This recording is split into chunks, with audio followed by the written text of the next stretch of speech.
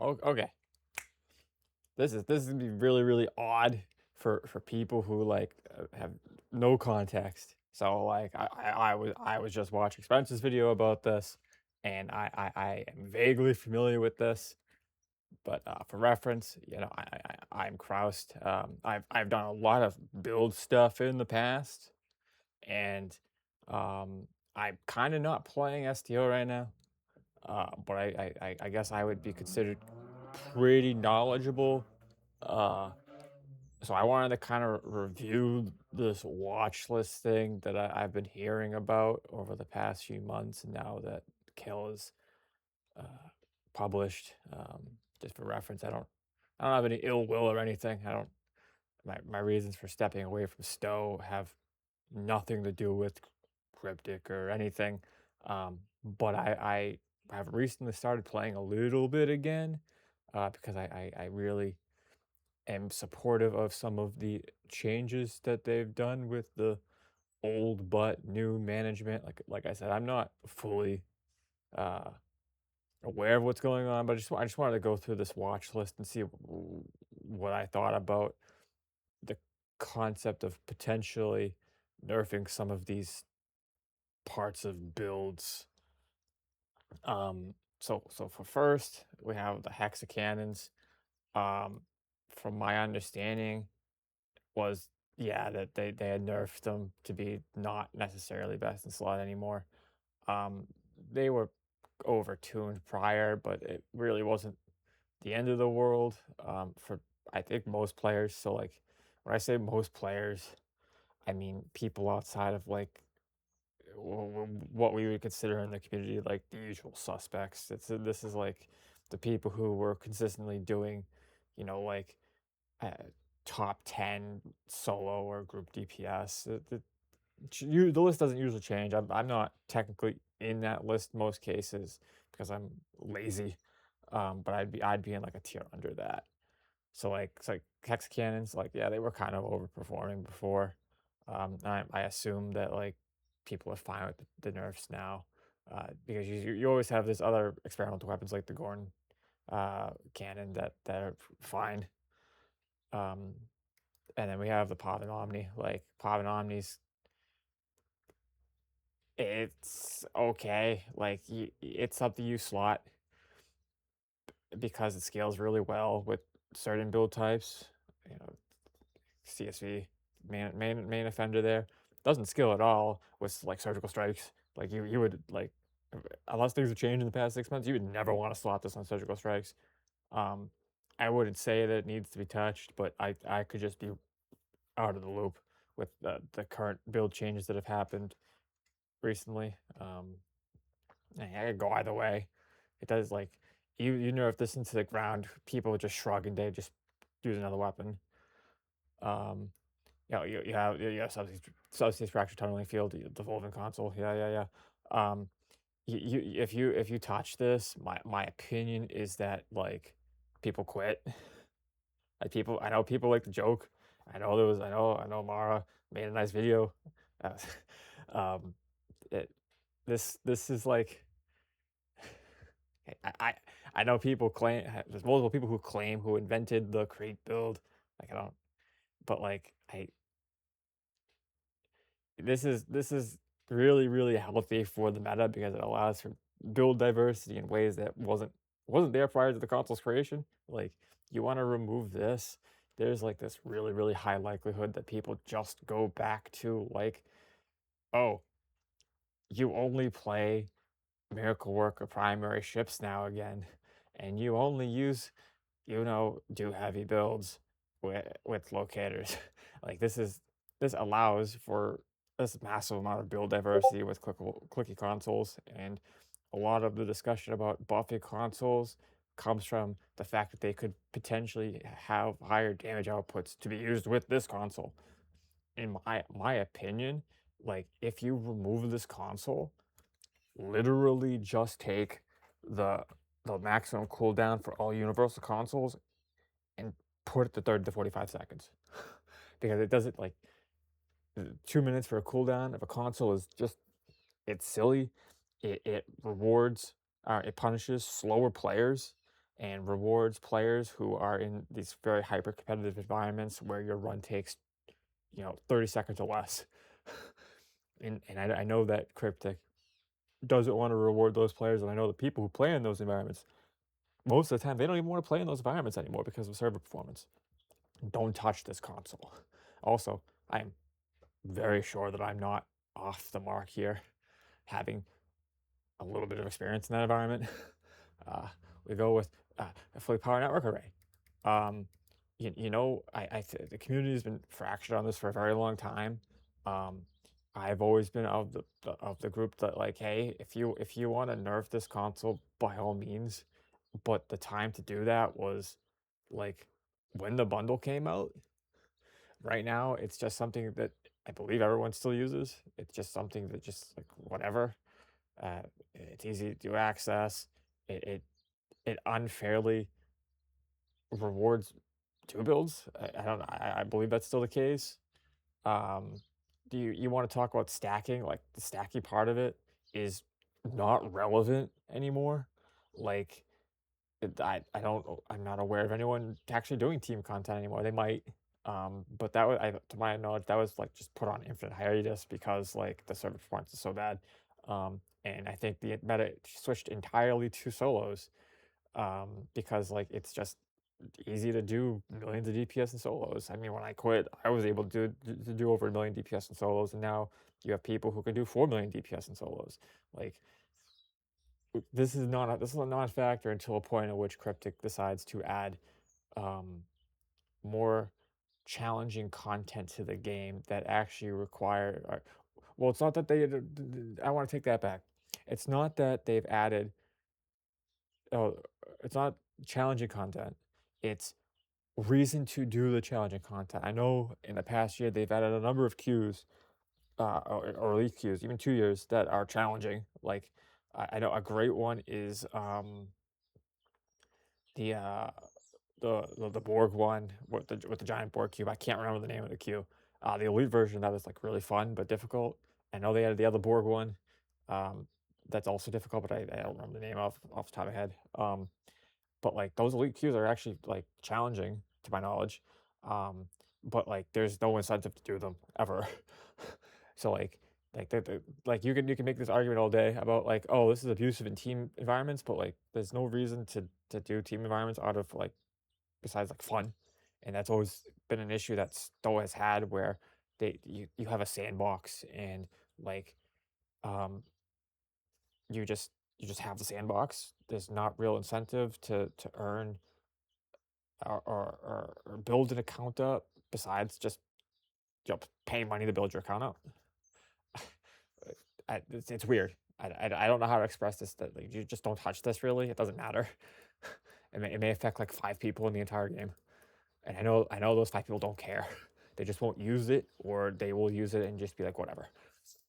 Covert warhead module.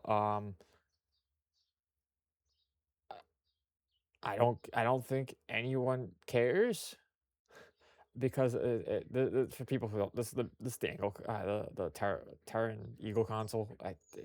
Like are Connect builds relevant?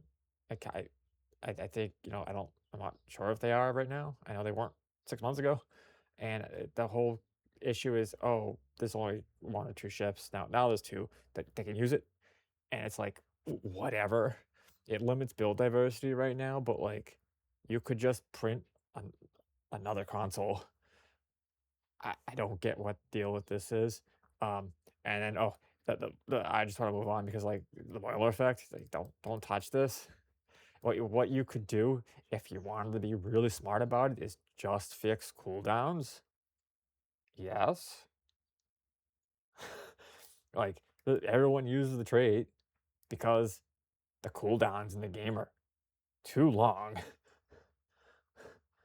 So like you it says you limit like, oh, sorry. Like limiting useful choices, like the bundle effect enables you to have build diversity. Like if you don't have the bundle effect in the game, you now have to invest into cooldown, and then you now have to like limit what bridge officers you use and what traits you use and what special abilities you use, like, oh, you're already kind of limited by using this in the first place. It's kind of like an always slot, so you now have one less console, one less space rate to work with.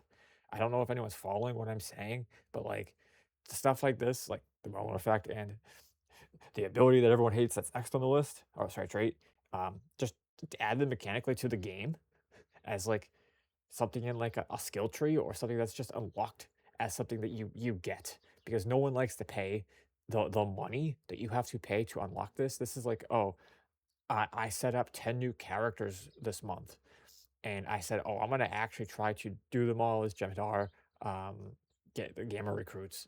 And oh, I now have to buy 10 versions of the boiler effect. I have to buy 10 versions of unconventional systems. And then that just goes into like that one person's pocket whose name shall not be named, who has like trillions of EC and wealth. But it's like it's just like it's just this weird system that's in place where like just added as something that affects everybody, and like the game will just be mechanically better as a result. And then like for unconventional systems, the trait that everyone uses for like the past 6 years, and it's just you always slot it because it's just has no downside and it's universally good and just enables you to play the game. Um, like don't nerf it. What you could do is like what you guys did with Fa. You made Fa longer, and people are like, "Yay! I can now use Fa build again." Just fix universal consoles and make their cooldowns reasonable. And then I just don't want to dwell too much on this because it's the same thing as the boiler effect. Just integrate it into the game somewhere so people don't have to basically like borderline pay to win to play the game. And still being pay to win is a discussion that I don't want to really go into. Um, like I have a very different agreement on what pay to win is versus someone else, and you could do literally nothing and with like just a pair of hangers and do hundreds of thousands DPS and do all the content in the game. That's not what I'm talking about when I say pay to win. I'm talking about like performing at a competitive level with DPS and whatnot, or getting the maximum amount of enjoyment out of the game. I don't know how to quantify that, but it's I have a different pay to win definition than other people. Um, so like obviously we go into like type sevens like out of the only thing on this list that deserves to be nerfed, and I mean like nerfed into the ground. And I think there's a lot of people in the community who agree with me. May not. I don't know if this is an active discussion right now, but I've talked about certain people in the community in the past who are very invested into the game, like type sevens, like just got these out of existence. I am absolutely tired of seeing one meta relevant ship in solos, and it's only because the ship has the three things, and that would be obviously the mirror angle. It has, the access to the shuttles. It has access to the experimental weapon. It has access to the what is it? Temporal and uh, OSS intel.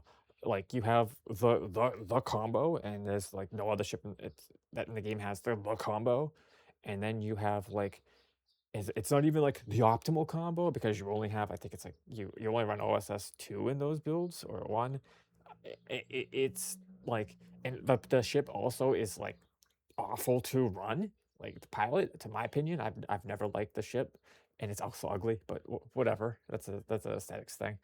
But like this, you remove this, you increase build diversity. It's like the only thing in the list that you remove it, and at the like talk about the highest of ends, like you increase build diversity massively. And I'm saying this as like someone who won't run ships in general if they don't have a hangar bay.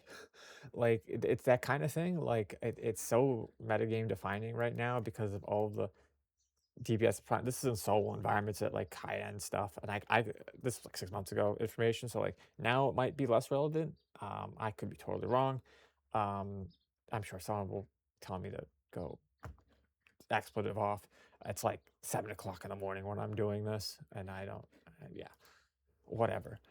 And then rapid elliptic formation, like uh, you just go talk to Val. I don't know how to tell you anything about ground. Like like ground what like wh why isn't the the massive 600% damage buff in here?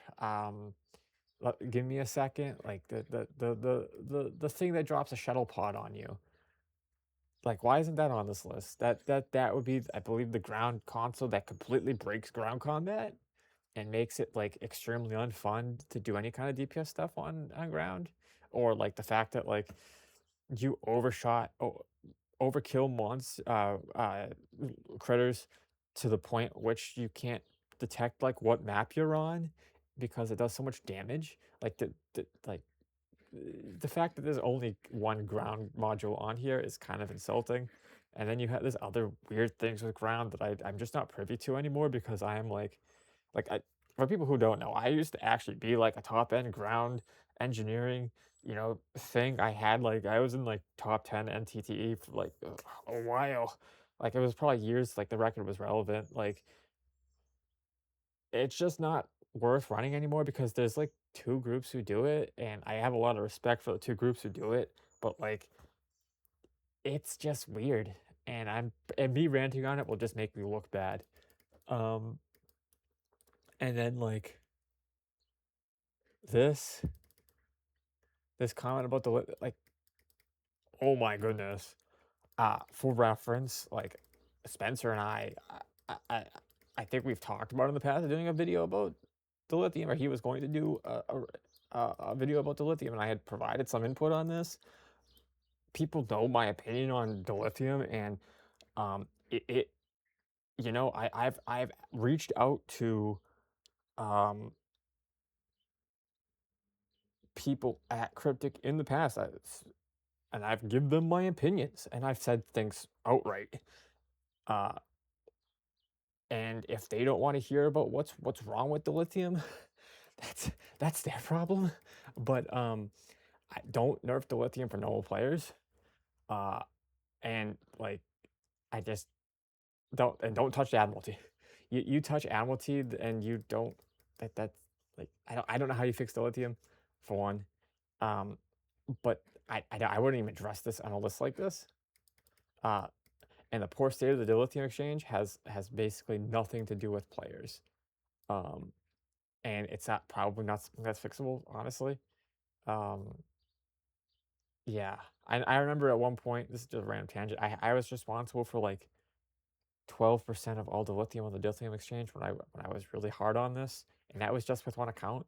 So this probably funny stuff in the background going on. I don't play this part of the game anymore.